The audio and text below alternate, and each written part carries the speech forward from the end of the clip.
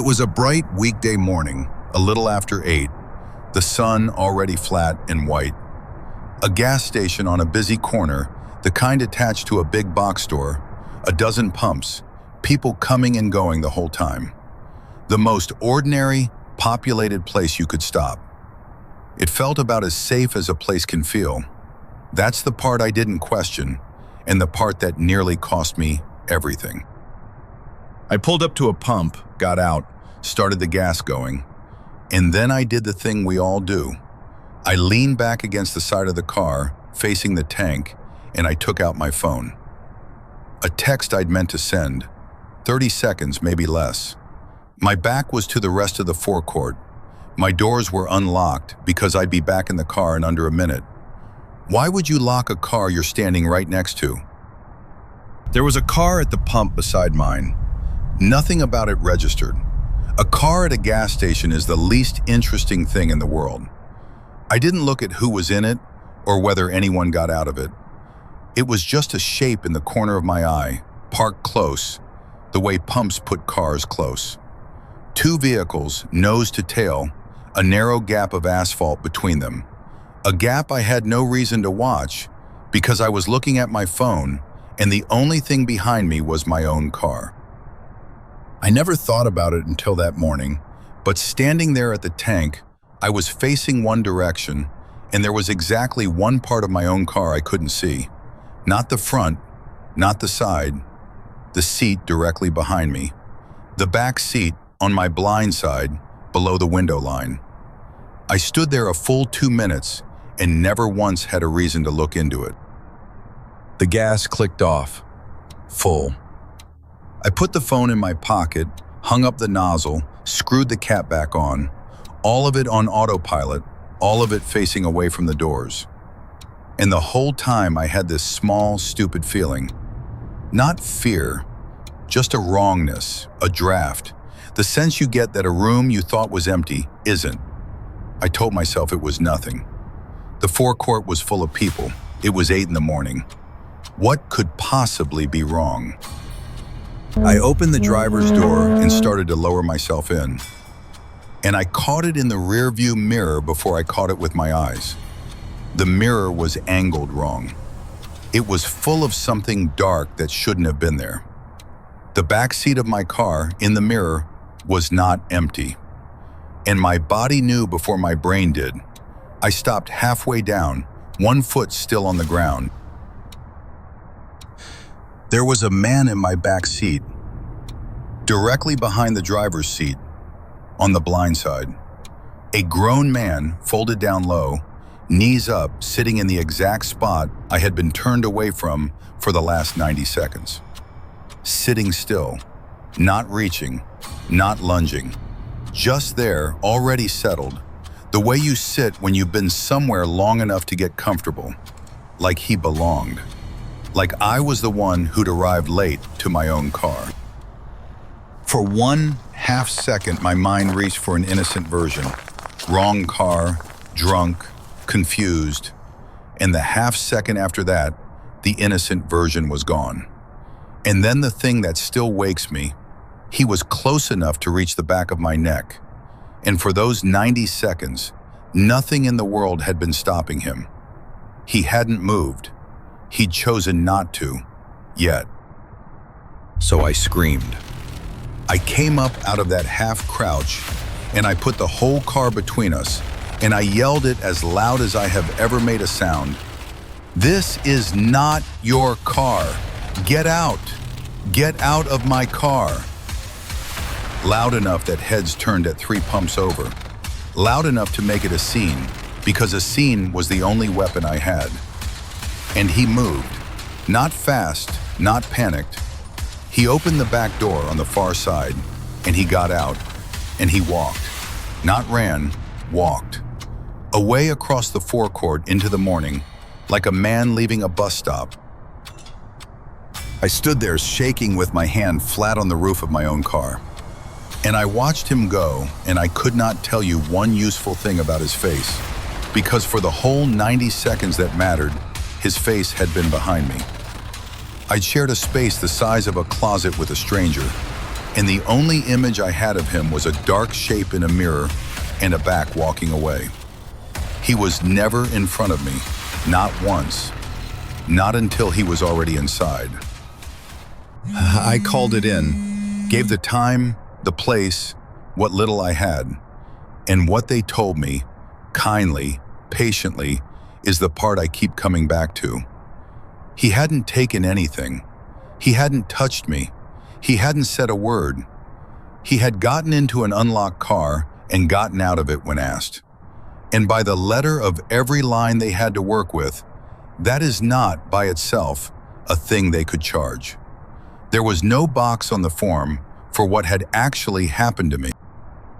I lock the doors now the second I'm out, every time, even at a crowded pump in white daylight. People give me a look for it. That's fine. They didn't stand where I stood. What I can't shake isn't that he got in.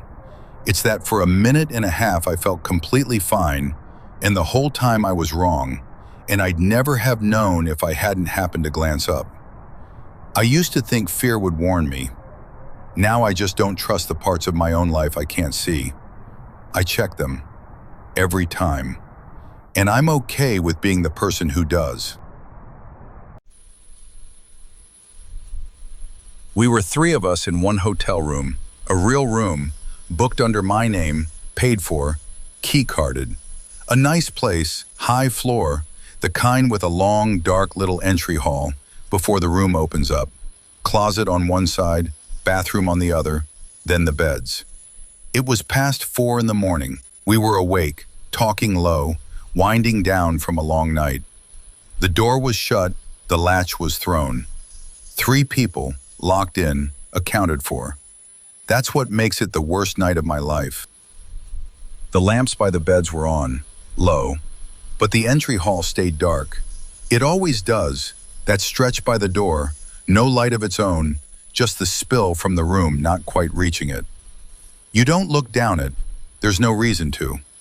It's the part of a hotel room your eyes slide right over, the bit between you and a door you know is locked. Closet, bathroom, a few feet of carpet, shadow. We'd walked past it a dozen times that night without once seeing it as a place a person could be. One of us was telling a story, and I was half listening, lying back, eyes wandering the way they do, ceiling, curtains, the dark mouth of the entry hall.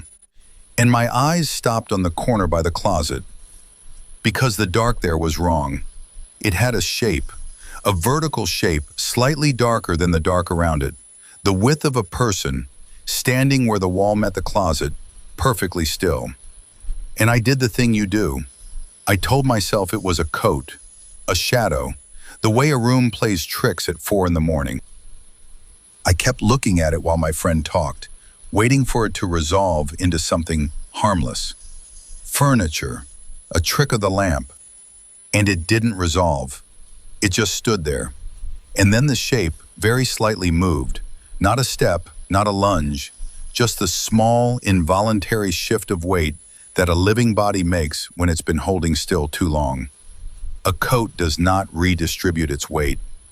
And every part of me went cold from the scalp down, because I understood I was looking at a man. A man in all black. Black clothes, a dark cap pulled low, standing pressed into the corner of the entry hall, inside our locked room, facing us. Not moving toward us, not away, just standing in the one stretch of the room our eyes had been skating over all night. And the question that hit me first wasn't, who is he? It was, how long? How long had he been standing there in the dark, 6 feet from us, watching us talk, while we laughed and yawned and thought we were alone? I couldn't make a sound at first. I just reached out and gripped the arm of the person nearest me, hard, and I felt them follow my eyes to the corner. And I felt them go rigid too. One by one, without a word, all 3 of us were looking at the same patch of dark, and the dark was looking back. The story being told just stopped. The room went so quiet I could hear the air conditioning, and the small sound of 3 people realizing at once that the locked door had never been the edge of the room. He was already past it. He saw that we'd seen him.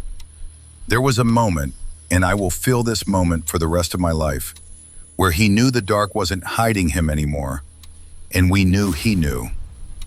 And nobody moved. 3 of us frozen on the beds, 1 man frozen in the corner, all of us just looking. And in that silence, I was doing the most useless arithmetic of my life. 3 of us, 1 of him, but he chose this. He came in here. He's been standing in our locked room in the dark on purpose. And a person who does that is not a person whose plan I understand. I want to be honest about what we did because it wasn't brave. We didn't rush him. We didn't shout. One of us, in a voice that was trying very hard to sound normal and failing, said, "Hey, can we help you?" Like he was a lost guest. Like there was a version of this where he was lost. Because giving him an innocent story to take was the only card we had. A door he could leave through that didn't require him to decide what to do about 3 people who'd seen his face. We were handing a stranger an exit and praying he'd take it. And he took it. He spoke from the corner, calm and flat, like none of it was strange. He said, "Is this room 1709? 4 words, a room number, as if he'd been standing silently in the pitch-dark corner of our locked room for who knows how long, because he was simply confused about which door was his. As if a wrong room number explains a man inside your latch door at 4 a.m. It explains nothing, but it gave everyone a way to pretend, and we all took it, because the alternative was him not leaving. Somebody said, no, this isn't that room. You've got the wrong floor." Fast, helpful, eager to agree with his story for him. And he nodded once, and he turned, and he walked the few feet to our door, and he opened it from the inside, no fumbling, like a man who knew the door. And he stepped out, and it swung shut, and the latch clicked. And we sat there in a room that was suddenly, finally empty, listening to our own breathing, not one of us able to say out loud the thing we were all thinking. He opened that locked door like it was his. We called the front desk. Shaking, all 3 of us crowded around the phone. A man was just in our locked room. He's gone now, down the hall. He had a key. You need to send someone. And the first thing they told us, the first version, was almost soothing. Oh, that was likely another guest who'd had a bit much to drink. The system gave him the wrong room. We're so sorry. It happens. A drunk guest, a key system mix-up, a tidy little nothing. And I almost let myself have it, until I thought, a key system mix-up doesn't stand silent in the dark for 10 minutes. A confused drunk says something the moment he walks in. This one waited until he was seen. So I called back, because the first answer hadn't held. And this time a different voice told me a completely different thing. Right, yes. Security caught up with him in the stairwell. He's been detained. It's being handled. You're safe. Detained. Handled. Which would have been a relief, except it could not both be true that he was a harmless drunk given the wrong room, and a man chased down and detained in a stairwell.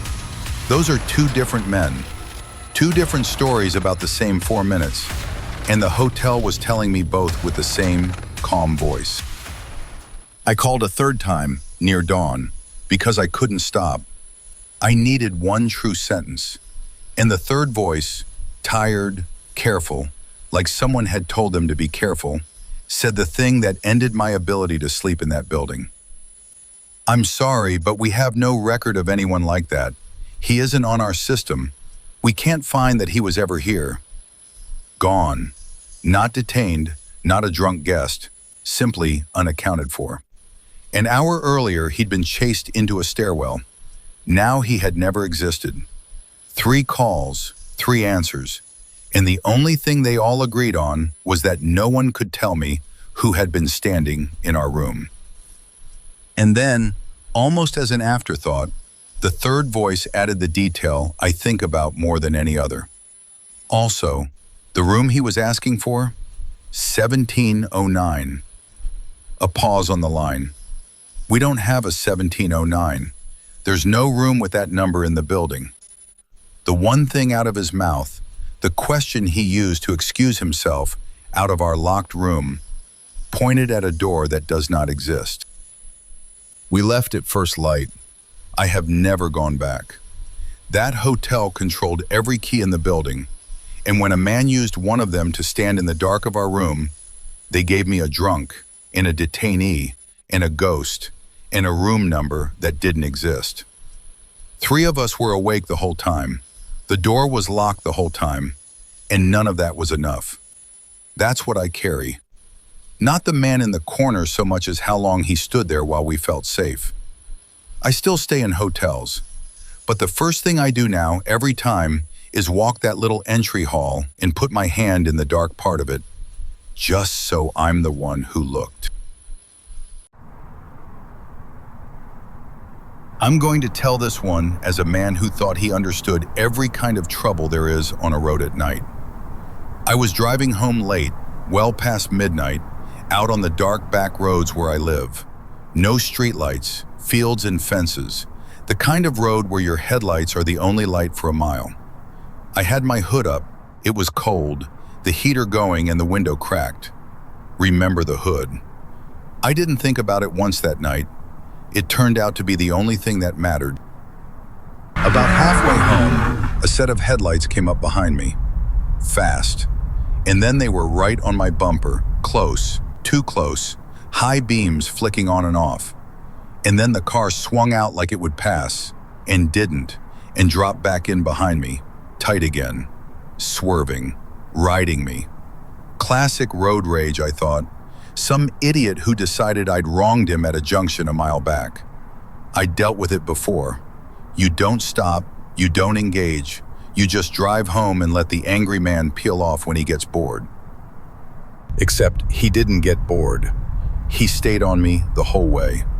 Every turn I took down those black lanes, the headlights took it too, swinging into my mirror a beat after me. For 10 minutes, a car I couldn't see the driver of, hanging off my bumper, flashing, swerving, never quite doing the thing that would make it a crash, and never quite leaving. And I did the thing you're supposed to do. I didn't lead him to my actual door. I told myself I wouldn't. But the roads out there give you no choices, and in the end, the only way home was home. When I finally turned in, his headlights carried straight on past. Didn't slow, didn't turn in after me, just kept going down the road and the dark swallowed the taillights. And I sat in my car in my own drive with my heart going, and then I did what we all do with a fright that didn't pay off. I explained it away. Angry driver. He followed his nose past me. It's over. I went inside. I locked up. I told the friend crashing at my place it had been a weird drive, and we let it go. And I went to bed thinking the danger had driven on by. What I didn't know, what I would only stitch together later, is that the car hadn't been chasing me out of anger at all. It had been keeping me in sight, following me home, to find out which house was mine. Or rather, and this is the part that took me a long time to be able to say, to find out which house was hers. Because the man on my bumper wasn't reading me as me. He was reading me as someone else entirely, and he never found out he was wrong until it was much too late for it to be a relief. I have a neighbor, next house down the lane, close as houses get out there, but still its own dark shape across a stretch of grass. A woman lived alone. I didn't know her well, a wave, a brought-in bin, the small currency of country neighbors. I didn't think about her once that night either, but she's the reason 2 men came, and she's the thing I was mistaken for, and to this day, she's the question I can't answer about my own worst night. I'd been asleep maybe a couple of hours. It was around 4 a.m. when my dog brought me up out of it. Not barking, worse than barking. That low, locked, full-body growl a dog makes when the threat is not theoretical, when it's here.